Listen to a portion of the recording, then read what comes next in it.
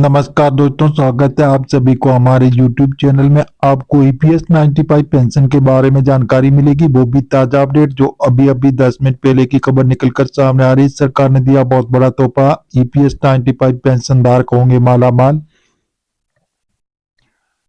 2025 में आई पीएफ खाता धारकों के लिए बड़ी खुशखबरी, ईपीएफओ ने लाया जबरदस्त फायदा। तो जी हाँ दोस्तों, अभी 10 मिनट पहले की खबर निकलकर सामने आ रही है कि अगर आप भी पीएफ खाते के जैसे खाते धारक है तो आपको 2025 में आपके लिए खुशखबरी है।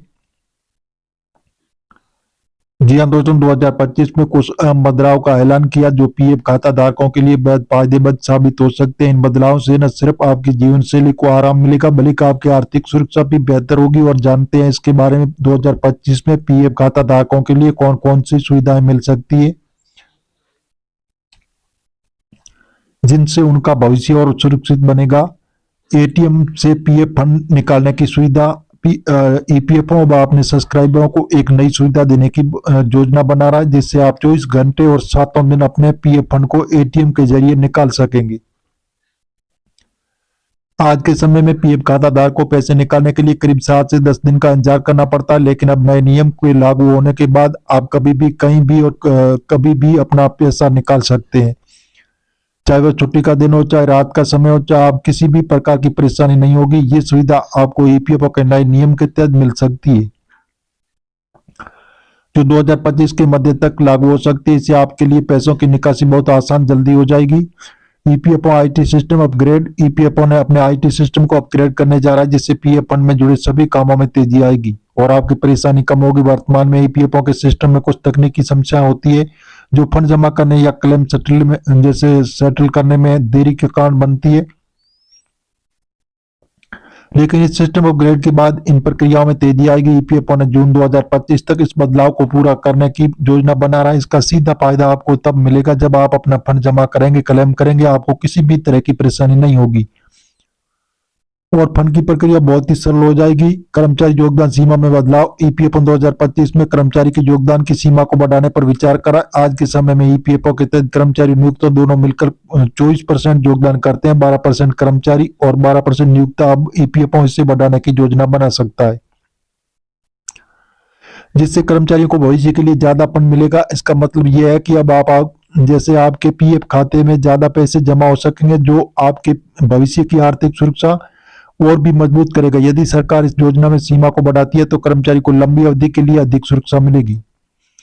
इक्विटी में निवेश का ऑप्शन, ईपीएफ पीएफ खाता धारकों को एक नया विकल्प दे सकता है, जिसके तहत आप ईपीएफ फंड का हिस्सा इक्विटी निवेश कर सकते हैं। आजकल बहुत से लोग शेयर बाजार में निवेश करने के लिए इच्छुक रहते हैं,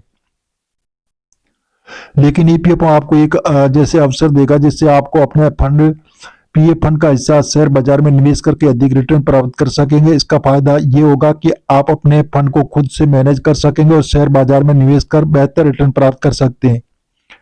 एक कदम जैसे बताया जा रहा है कि बड़ा कदम होगा, जिससे आपके पास भविष्य के लिए एक बेहतर और सुरक्षित वित्तीय योजना होगी। पेंशन विड्रॉ में आसान प्रक्रिया, ईपीएफ द्वारा संचालित पीएफ फंड रिटायरमेंट के बाद पेंशन प्रदान करने के लिए होता है। हालांकि पेंशन विड्रॉ की प्रक्रिया अक्सर जटिल और लंबी होती है, लेकिन ईपीएफओ इसे और भी सरल बनाने के लिए कुछ बदलाव कर रहा है। इसके तहत पेंशन को अब बिना किसी अतिरिक्त बैंकिंग वेरिफिकेशन की आसानी से अपना पैसा निकालने की सुविधा मिलेगी। ये बदलाव ईपीएफओ के पेंशन सिस्टम को और भी सुलभ और सुविधाजनक बना देगा। पेंशन को अब अपने पेंशन फंड का उपयोग करने में कोई कठिनाई नहीं होगी और वे आसानी से अपना पैसा प्राप्त कर सकेंगे। बजट 2025 में सरकारी कर्मचारियों के लिए खुशखबरी, सैलरी में होगा 108% का इजाफा।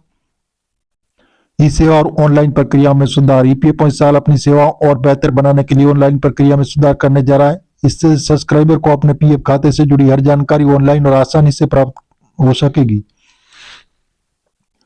आपको अपने खाते संबंधित जानकारी के लिए ईपीएफओ दफ्तरों के चक्कर नहीं लगाने होंगे, क्योंकि सारी जानकारी और सेवाएं आपको ऑनलाइन मिलेगी। इस बदलाव के बाद आपको अपनी पीएफ से जुड़ी किसी भी प्रकार की प्रक्रिया की लंबी लाइनों या जटिलताओं का सामना नहीं करना पड़ेगा।